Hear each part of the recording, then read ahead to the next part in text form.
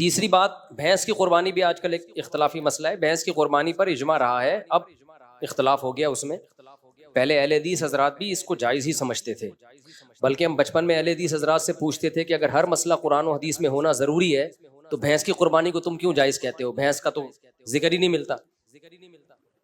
تو یہ تو ہم ان کو حجت تمام کرنے کے لیے کہتے تھے کہ ہر مسئلے کا آپ کہتے ہو نا قرآن حدیث میں صراحتاً ذکر ہونا چاہیے. بھائی صراحتاً ہر مسئلے کا ذکر نہیں ہوتا. تو پھر ہم ان سے پوچھتے تھے بچپن میں کہ پھر آپ بھینس کی قربانی کو جائز کیوں کہتے ہو؟ تو وہ نہیں جواب. اب کیا ہے کہ اب ہم دیکھ رہے ہیں ایسے اہل حدیث ہیں جو کہہ رہے ہیں بھینس کی قربانی جائز نہیں ہے. تو یہ مسئلہ بعد میں چینج ہوا ہے. تو خوب سمجھ لیں بھینس کی قربانی کو ہم جائز کیوں قرار دیتے ہیں. اس کی وجہ یہ نہیں ہے کہ ہم بھینس کو گائے پر قیاس کرتے ہیں. قربانی کے مسائل توقیفی ہیں، ان میں کسی جانور کو کسی پہ قیاس نہیں کیا جا سکتا. اگر قیاس کو ہم جائز سمجھتے تو ہم ہرن کی قربانی کو بکرے پہ قیاس کر کے جائز کہتے. سمجھتے ہو؟ اور ہم نیل گائے کی قربانی کو اس گائے پر قیاس کرتے کہ دونوں کے گائے بھی کہتے ہیں اور سائز بھی تقریباً ایک جیسا ہوتا ہے، بس ایک میں پھرتیلی زیادہ ہے اور اس میں پھرتیلی کم ہے. تو قیاس تو جب ہوتا ہے، یہ قیاس تھوڑی کیا ہے. یہاں قیاس جائز نہیں ہے کیونکہ یہ 4 جانور ہیں جن کے اللہ نے ہمیں قربانی کا حکم دیا اور وہ توقیفی ہیں، ان پہ قیاس نہیں ہو سکتا. تو سوال پیدا ہوتا ہے پھر ان 4 میں بھینس تو نہیں ہے. تو اس کا جواب یہ ہے کہ بھینس کو گائے پر قیاس نہیں کیا ہے، گائے کے ساتھ لاحق کیا ہے. لحاق ایک الگ چیز ہے، قیاس ایک الگ چیز ہے. یہ 4 جانور جو جائز ہے نا، یہ کیوں؟ اصل میں 4 چوپائے ہیں جو اہلی ہیں، پالتو ہیں، اور ان میں خاص قسم کے مفاد ہیں. تو اس معنی میں بھینس اور گائے ایک ہی چیز ہیں. اس کے بھی وہی مقاصد ہیں جو گائے کے مقاصد ہوتے ہیں، اور وہ بھی گھریلو ہے، وحشی جانور نہیں ہے. تو قربانی کے جانوروں کی جو جواز ہے نا، اس کا تعلق گھریلو چوپائے ہونے اور گھریلو چوپائے نہ ہونے سے. اب ہمارے جو اہل حدیث بھائی ہیں وہ کیا کرتے ہیں، ہمیں میڈیکل سائنس کے ثبوت اور عرف پیش کرنا شروع کر دیتے ہیں کہ بھائی دیکھو گائے میں اور بھینس کے ایٹیٹیوڈ میں بڑا فرق ہے. گائے پھرتیلی ہوتی ہے، بھینس سست ہوتی ہے. گائے کے لیے الگ قسم کا موسم چاہیے، بھینس کو الگ قسم کا موسم چاہیے. دونوں کے دودھ کے ٹیسٹ میں فرق ہوتا ہے. اس کا جواب یہ ہے کہ یہ وہ فرق ہے ہی نہیں جو شریعت میں معتبر ہو. یہ وہ فرق نہیں ہے جو شریعت میں معتبر ہو. شریعت میں معتبر فرق جو ہے نا قربانی میں، وہ چوپایا ہونا یا نہ ہونا اور اہلی ہونا یا نہ ہونا. اہلی کا مطلب پالتو. اسی وجہ سے نیل گائے جو ہے نا اس کی کیوں جائز نہیں ہے. وہ گائے جیسی تو بہت سی چیزوں میں ہے لیکن وہ وحشی جانور ہے، پالتو نہیں ہے. ہرن کی قربانی کیوں جائز نہیں ہے؟ اس لیے کہ وہ پالتو جانوروں میں نہیں ہے، وہ جنگلی جانوروں میں آتا ہے.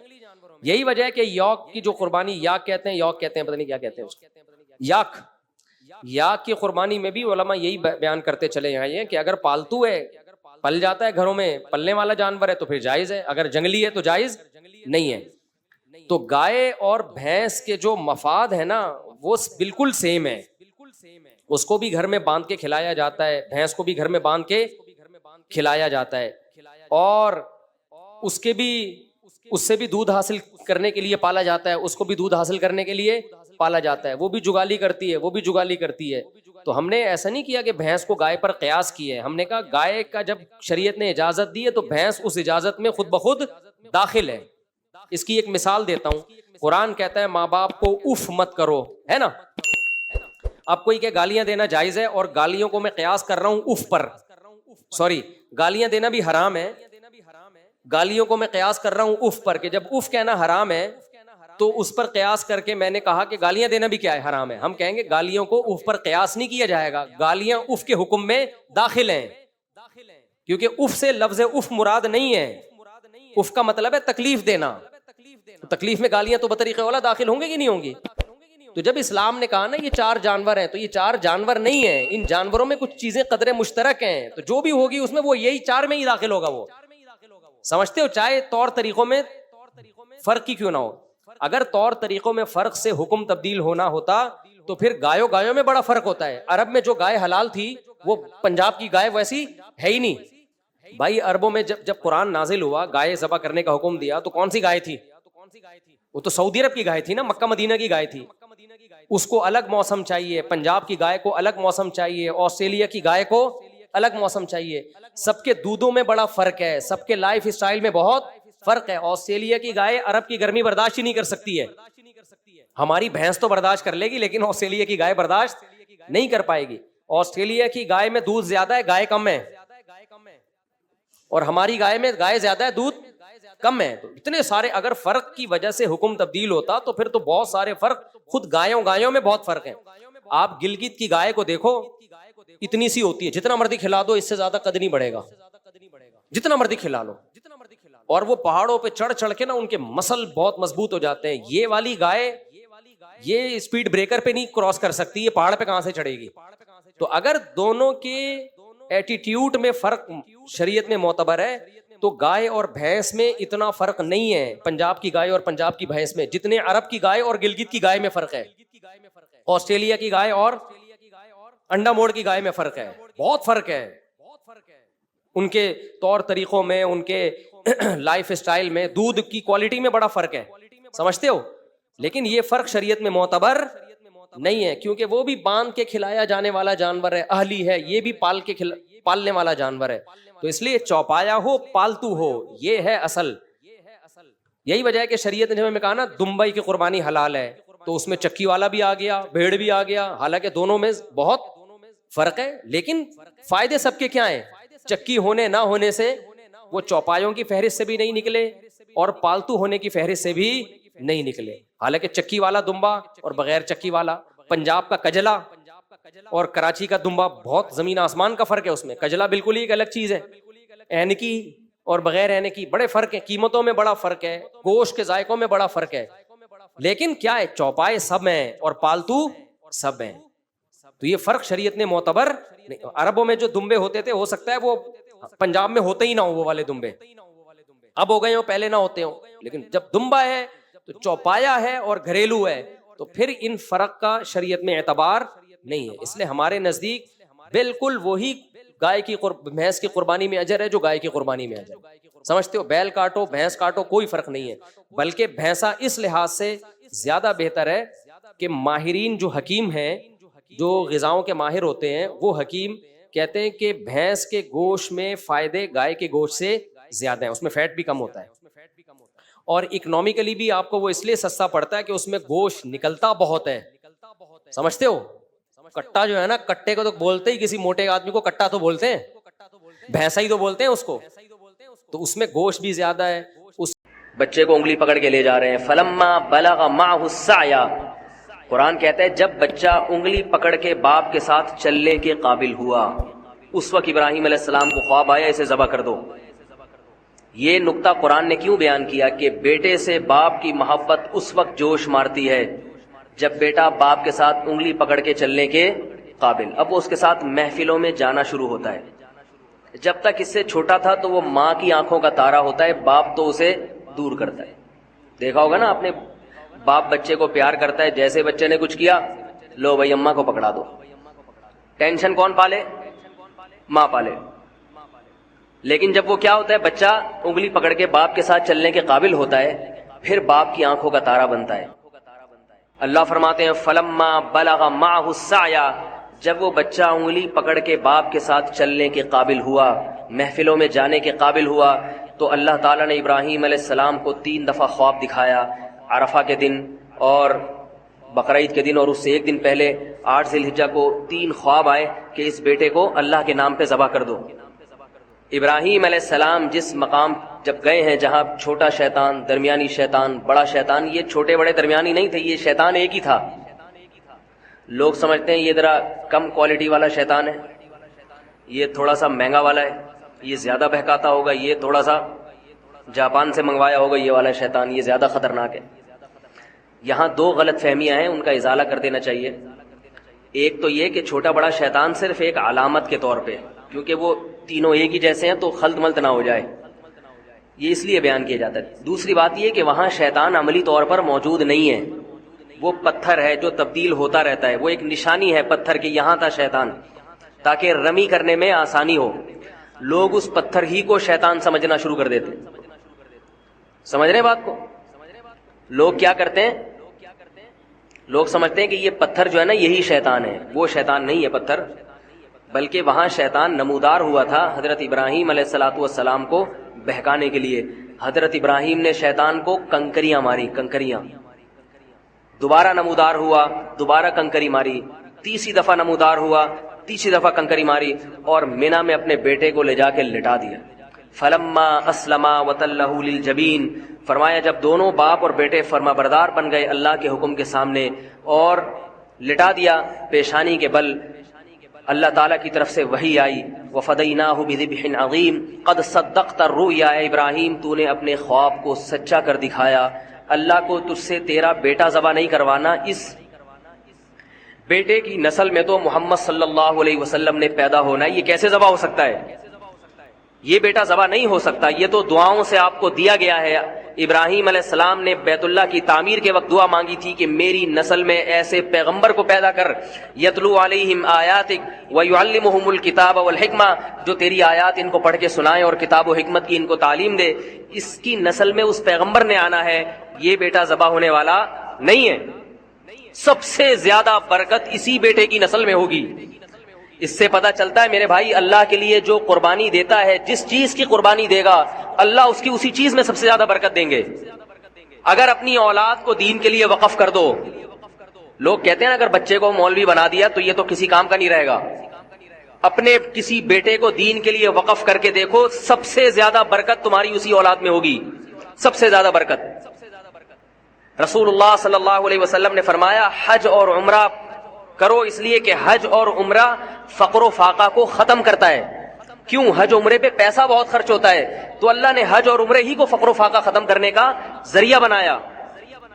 نکاح پہ پیسہ بہت خرچ ہوتا ہے، بیوی بچے بہت خرچہ، اس لیے انسان کمارا رہتا ہے۔ اللہ اس کے رسول نے کیا فرمایا؟ نکاح کرو، اللہ تمہارا فقر و فاقہ ختم کر دے گا۔ ہر چیز میں یہودیوں کی طرح کیلکولیشن نہ کیا کرو، ہر بات میں آج کا مسلمان کیلکولیٹر لے کے بیٹھا رہتا ہے، اتنی تنخواہ ہے، اتنے بچے، ایک اور آ گیا تو ایسا ہو جائے گا، ایک حج کر لیا تو یوں ہو جائے گا، بس وہ کیلکولیشن میں لگا رہتا ہے۔ لاتو کی فیوکا علیک، رسول اللہ صلی اللہ علیہ وسلم نے حضرت عائشہ سے کیا فرمایا؟ گن گن کے اور روک روک کے خرچ نہ کرو، اللہ بھی تمہیں روک روک کے دینا شروع کر دے گا۔ اللہ بھی پھر یہ دیکھے گا کہ تیرا ایک پیٹ ہے، تجھے 2 روٹیوں کی ضرورت ہے، اتنا کافی ہے بس، باقی مال میں برکت ختم کر دیں گے اللہ تعالیٰ۔ اگر مال دیا بیماریوں میں اڑوا دیں گے۔ 10 لاکھ تنخواہ ہے اور 9 لاکھ اس میں سے بیماریوں پہ جا رہا ہے، بچوں کی فیسوں پہ جا رہا ہے، کیا فائدہ ایسی زندگی کا میرے بھائی؟ تو ابراہیم علیہ السلام نے اپنے بیٹے کی قربانی دی، اللہ نے اسی بیٹے کی نسل میں سب سے زیادہ برکت دی۔ تو ہم جو جانور ذبح کرتے ہیں، کیوں؟ کوئی ہم سے پوچھے کیوں، وجہ کیا ہے بھائی؟ کس نے حکم دیا؟ اللہ نے۔ ایک بات خوب سمجھیں۔ دوسری بات دیکھو، آج میں نے دیکھا ہے جو وہ چیزیں ہمیں نظر آ رہی ہیں جو بچپن میں ہم جن کا تصور نہیں کرتے تھے، جو بہت غلط ہو رہا ہے کام۔ بقرعید کے جو ایام ہیں ان میں روزہ رکھنا کیوں حرام ہے؟ اس لیے کہ یہ گوشت اللہ کی طرف سے ضیافت ہے اپنے بندوں کے لیے۔ اس کا مطلب بقرعید میں ہمیں یہ گوشت کھانا چاہیے۔ یہ تکبر ہے گوشت سے اجتناب کرنا بقرعید کے ایام میں۔ میں حیران ہوتا ہوں، بقرعید کے دن دعوت کر رہے ہوتے ہیں لوگ، چکن کھلا رہے ہوتے ہیں، چکن بریانی پکائی ہوئی ہے۔ بھائی یہ تو بہت برا عمل ہے، مسلمانوں کا شعار ہے یہ قربانی کا گوشت، کس بیس پر آپ چکن پکا رہے ہو؟ کوئی پرہیز ہو کسی کو تو ایک الگ بات ہے، کہہ رہے جی مہمان زیادہ آ گئے تو چکن کھلا رہے ہیں ان کو۔ ہمارے نبی کھانے پینے کے شوقین نہیں تھے، بہت قناعت، جو کی روٹی، کھجور، وہ بھی 40 دن گھر میں چولہا نہیں جلتا، لیکن بقرعید کے دن آپ صلی اللہ علیہ وسلم قربانی کے گوشت کھانے کا اتنا اہتمام کرتے کہ بقرعید کے دن پہلا نوالا جو آپ کے حلق مبارک میں اترتا وہ قربانی کے گوشت کا، کہ اللہ کی طرف سے ضیافت ہے تو ہم گوشت کا انتظار کریں گے۔ ہمارے ہاں لوگ گوشت کو گوشت کے طور پہ دیکھ رہے ہیں، اللہ کی ضیافت کے طور پہ نہیں دیکھ رہے، اس کو گوشت لے رہیں گے۔ ایک صاحب ہیں ڈیفنس میں، انہوں نے قربانی کی، ساری قربانی صدقہ کر دیتے ہیں، اپنے گھر میں کرتے ہی نہیں قربانی۔ میں نے کہا کیوں؟ کہہ رہے یار ہم تو پورے سال گوشت کھاتے ہیں، تو اس لیے میں گھر میں قربانی نہیں کرتا، سارا ادھر ادھر، بس گھر میں ہمارا دکان سے ہی آ رہا ہے۔ یہ بہت بری حرکت ہے بھائی، آپ کو اللہ اس لیے تھوڑی قربانی کروا رہے ہے کہ پورے سال آپ جو بیچارے دال کھاتے ہیں تو وہ گوشت کھا لیں، اس لیے تھوڑی کروا رہے اللہ قربانی۔ جب کوئی عزت دار آدمی آپ کو دعوت دے اور کہے کہ ہماری دعوت میں آئیں، آپ پوچھیں کیا پکاؤ گے، وہ کہے میں قورمہ بریانی، اور آپ دعوت سے شارٹ ہو جائیں. اگلے دن وہ فون کر کے پوچھ رہا ہے آپ میری دعوت میں کیوں نہیں. آپ کہتے ہیں یار ہم تو صبح شام پیزا برگر کھانے والے لوگ ہیں, بروس کھاتے ہیں, یہ قورمے بریانی تو یہ ہمارے لیے کوئی اتنی ویلیو نہیں رکھتی, یہ تو ہم اپنے غریبوں کو کھلاتے ہیں. اس کو غصہ آئے گا کہ نہیں آئے گا؟ کیا ہو گیا بھائی؟ او بھائی ابھی اس کے قورمے کو نہیں دیکھا جائے گا, اس کی نسبت دوست کی طرف کی جائے گی کہ میرا بچپن کا دوست ہے, اس نے وہ بے شک دال چاول کھلائے. آپ جائیں گے نوالے بھر بھر کے شوق سے کھائیں, تعریفیں بھی کریں گے. آپ کی ماں نے بھنڈی پکائی ہو ہے بھائی, مسور کی بھنڈی تو بہت اعلیٰ غذا ہے. مسور کی دال جو اللہ دشمنوں کو بددعا, جب کیونکہ بہت خشک ہوتی ہے, مسور کی دال بہت خشک ہوتی ہے.